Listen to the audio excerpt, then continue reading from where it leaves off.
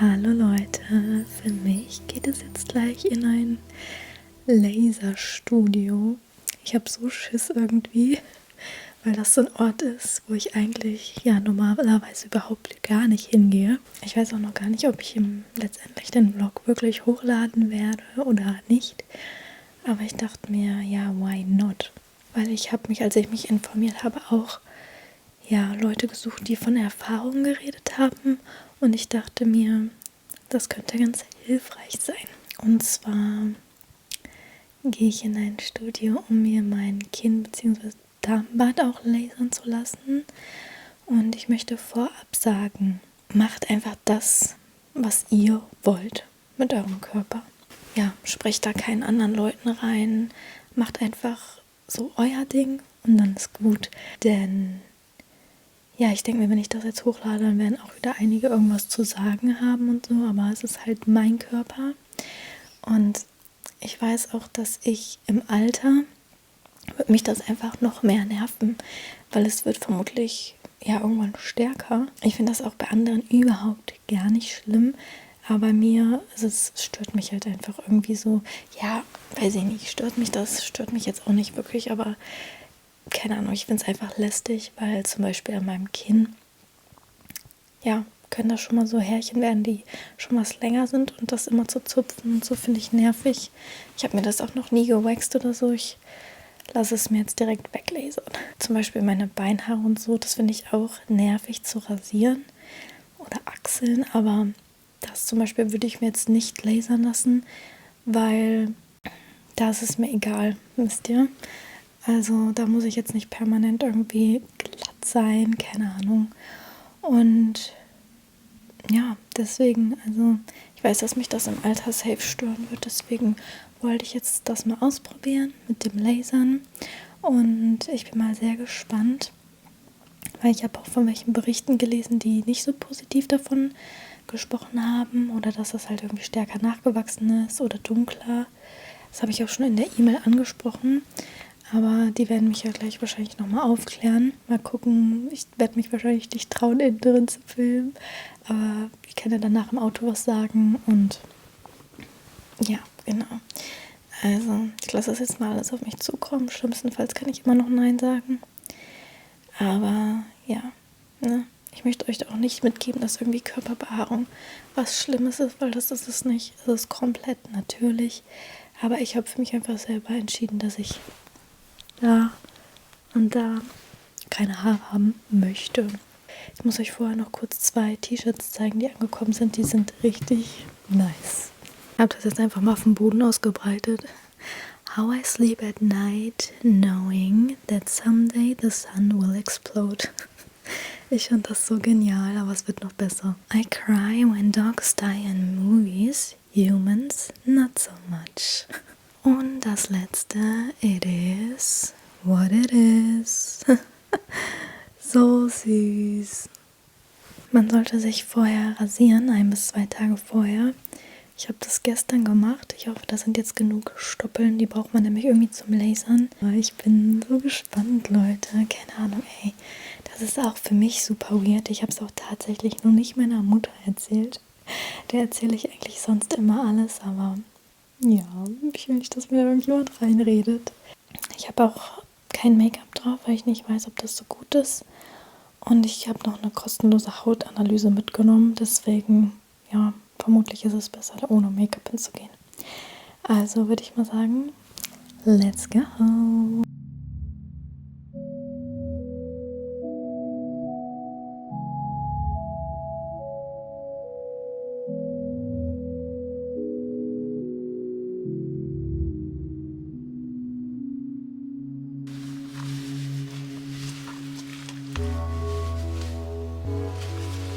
Okay, also ich sage euch ehrlich, so richtig weiß ich auch nicht, ob es jetzt unbedingt nötig ist, ob das jetzt ein Muss ist, dass ich das mache.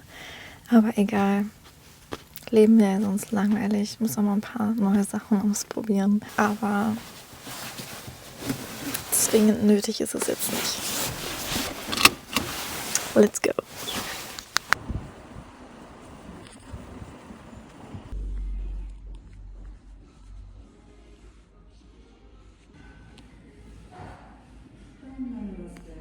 So Leute, ich bin tatsächlich schon fertig. Also das hat jetzt alles keine Stunde gedauert. Und ja, ich habe mir, wie gesagt, noch habe ich das vorhin gesagt, eine kostenlose Hautanalyse geben lassen. Ich müsste meine Kamera eigentlich mal irgendwo abstellen gerade, aber egal. Ja, und da hat sie mir so ein paar Sachen, da hat sie so Bilder gemacht von meiner Haut. Ich hatte auch so Fragen, bin ich eine Mischhaut, trockene Haut, ölige Haut? Was ist mit vergrößerten Poren? Kann man da ein bisschen was machen? Weil ich probiere mich bei der Skincare momentan auch so ein bisschen aus.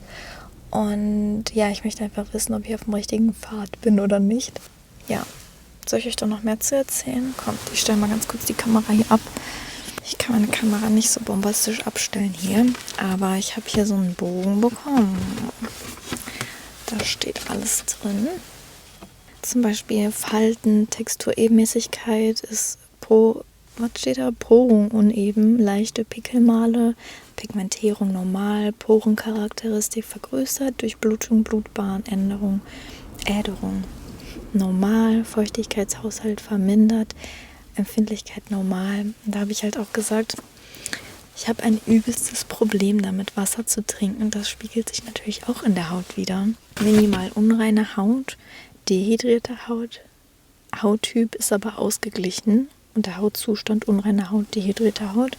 Das Ding ist halt, dass, was wollte ich jetzt noch sagen? Sie hat mir auch gesagt, also sie hat so Bilder gemacht von meiner Haut und dann konnte man halt die einzelnen Dinge so genau sehen. Und die hat mich gefragt, ob ich früher auch mal so unreine Haut hatte, weil das konnte man ein bisschen sehen, so ein paar Male, die da waren. Hatte ich auch, jetzt keine Akne oder so, aber schon halt, ja, einfach Pickel, wie man als Jugendlicher hat. Und da hat sie auch gesagt, das ist wirklich wichtig. Das kann sich dann später auch umwandeln in so Pigmentflecken. Pigmentflecken, ich hoffe, das ist jetzt richtig, ja. Dass man halt wirklich auch UV-Schutz aufträgt. Warum stellt sich jetzt vor mein Auto genau jemand? Okay, er geht weiter. Unangenehm. Also es ist wirklich wichtig, UV-Schutz im Sommer aufzutragen. Generell, wenn Sonne da ist, nicht nur im Sommer. Und ja, ich weiß das selber.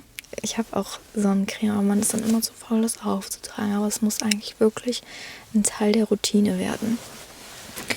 Genau, und dann hat sie mir gesagt, hatte ich nochmal zu meiner Pflegeroutine ein paar Fragen. Und sie sagte, dass bei meiner Haut zum Beispiel, da könnte ich noch ein Feuchtigkeitsserum nehmen, weil wenn man eine normale Creme aufträgt, dann kann die Haut das manchmal nicht so gut aufnehmen. Und macht dann, wenn man dann nochmal ein Feuchtigkeitsserum macht, was halt wirklich nur Feuchtigkeit gibt, dann ist das auch sehr gut für die Haut. Und genau, das werde ich mir auf jeden Fall zulegen. Wieder ein Grund, was zu kaufen. Oh Gott, ey Leute, da muss ich nochmal ein eigenes Video zu machen. Dann hat sie mir gesagt, dass weil ich dann gefragt habe, was ich wegen den Poren machen kann. Was hatte ich noch gefragt? Wegen den Poren und wegen der Trockenheit? Ne, ich weiß nicht mehr, auf jeden Fall wegen den Poren. Hat sie aufgeschrieben, ein Jojoba-Peeling, 1- bis 2-mal die Woche soll ich erstmal anfangen, gucken, wie meine Haut das so verträgt. Und dann kann man das, also manche soll man auch, glaube ich, nur, hat jetzt gesagt, einmal im Monat. Es gibt auf jeden Fall, die kannst du öfter machen am Tag, täglich. Und manche, die sollst du nur wöchentlich oder monatlich machen. Und bei mir hat sie empfohlen Fruchtsäure, BHA. Und da werde ich mich auch mal informieren, was es da Gutes gibt. Weil Peelings mache ich viel zu selten. Ich habe irgendwie ein bisschen immer Angst vor Peelings, habe ich ihr auch gesagt, dass ich mir damit meine Haut kaputt mache. Aber deswegen hat die gesagt, man soll erstmal langsam anfangen, leicht anfangen. Und genau. Dann sind hier auch noch so Behandlungen drauf. Auch ein Hydrofacial, was ich schon seit Ewigkeiten mal machen wollte. Allerdings habe ich mich jetzt, glaube ich, dagegen entschieden, denn man muss ein Hydrofacial machen, 3 bis 6 Mal, bis man dann das gewünschte Ergebnis erzielt. Beispielsweise jetzt weniger kleinere Poren, mehr Feuchtigkeit, alles was weniger Unreinheiten, was sie halt so aufgeschrieben hat bei mir. Das kann man damit erreichen. Allerdings 3 bis 6 Mal und die hat mir 2 Behandlungen angekreuzt, eine 169 € und eine 189. Und bei 3 bis 6 Mal könnt ihr euch auch vorstellen, wie teuer das wird. Plus der Grund, warum es mich dann irgendwie so ein bisschen abgeschreckt hat.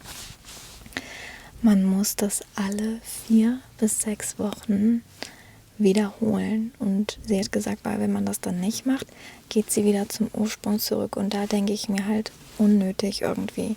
Klar, es ist für den Moment mal toll, das ist ja wie so eine kleine Spa-Behandlung.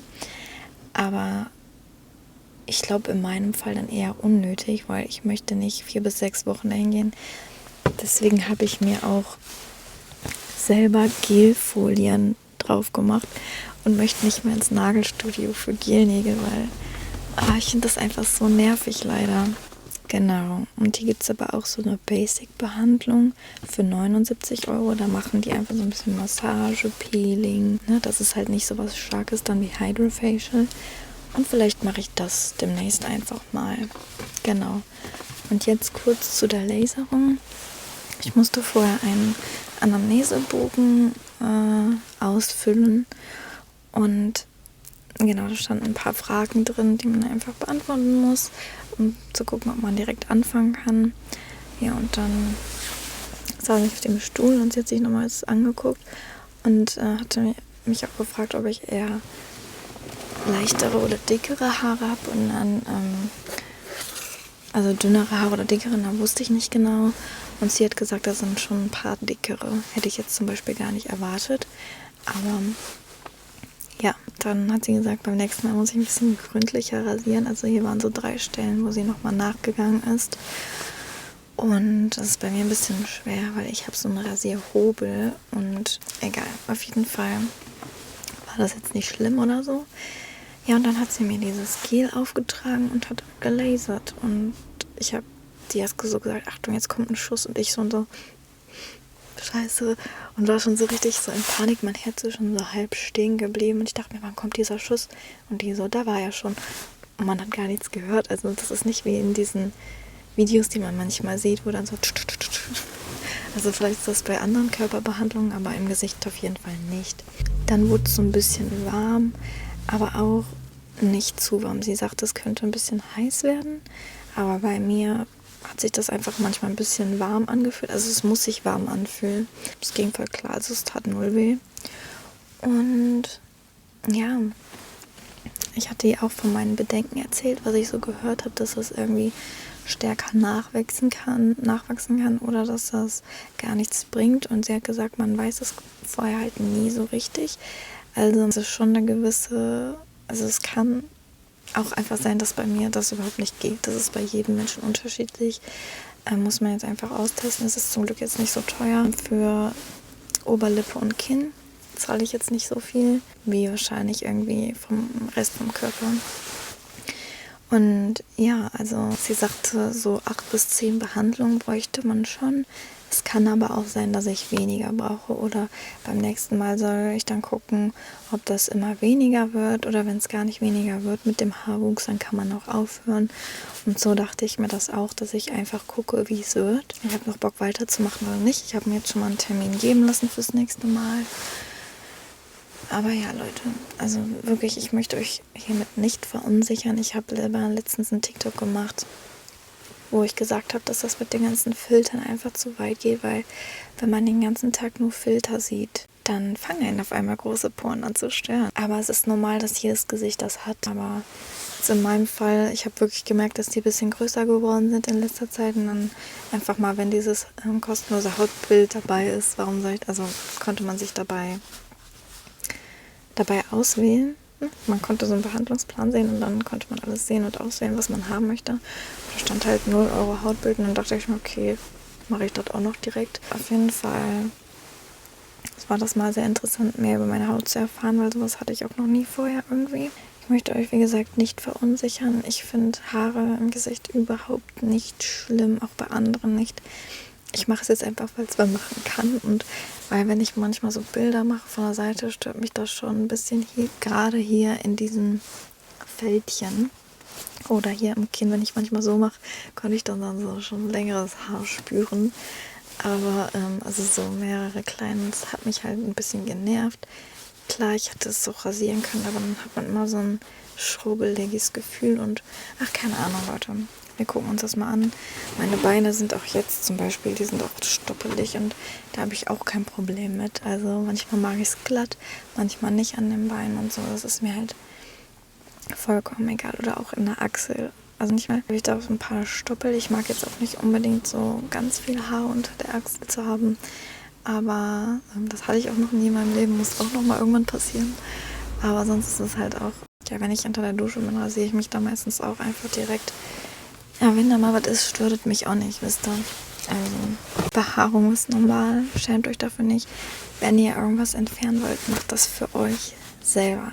Das ist einfach ganz wichtig, dass ihr das für euch macht und nicht irgendwie für andere. Weil euch das für anderen irgendwie peinlich ist oder weil ihr denkt, ich muss das jetzt für meinen Freund machen oder so. Nee, wenn, dann macht ihr das für euch. Weil, ja, bei so einer Behandlung, wenn man halt Glück hat, dann kommt es halt nicht mehr wieder und vielleicht wollt ihr irgendwann das wieder haben. Da müsst ihr euch Gedanken drüber machen, das ist ganz wichtig. Ich denke, ich bin jetzt in so einem Alter, wo ich das schon gut entscheiden kann. Klar, mit 18 habe ich auch gedacht, ich weiß, wie die Welt funktioniert und dann ist man jetzt älter und denkt sich, ja, du wusstest einen Scheiß. Und so ist es wahrscheinlich jetzt auch noch so. Ich denke mir jetzt, ja, ich weiß über alles Bescheid und Leute, die dann 30 Jahre älter sind, denken, alles klar. Aber okay, ich mache mich jetzt auf den Weg zu Rewe, ein bisschen was zu Phrasen holen. Ich habe nämlich echt Hunger. Und genau, ja, mir macht das voll Spaß, im Auto zu sitzen und zu labern einfach. Ich hoffe, es hört sich irgendjemand an. Wenn nicht, dann laber ich halt einfach mit mir selber. Okay, Leute. Ich weiß nicht, ob es stimmt. Soll ich jetzt ein Outro machen? Soll ich mich jetzt verabschieden? Soll ich euch über mehrere Monate mitnehmen und dann einfach irgendwann jetzt in einem Jahr das Video hochladen? Nee, wahrscheinlich lade ich das Video einfach hoch und mache dann immer wieder mal ein Update oder so. Ich kann euch gleich nochmal zeigen, was ich eingekauft habe. Ich weiß es nämlich selber noch nicht. Also vielleicht bis gleich oder auch vielleicht nicht bis gleich. Wer weiß. Hinterlasst dem Video einen Daumen nach oben. Darüber würde ich mich sehr freuen.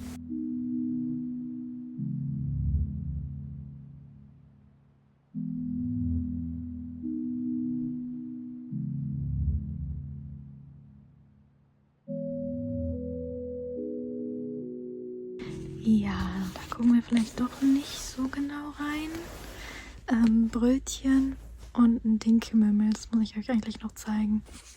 Guckt mal, wie absolut süß und lecker vor allem.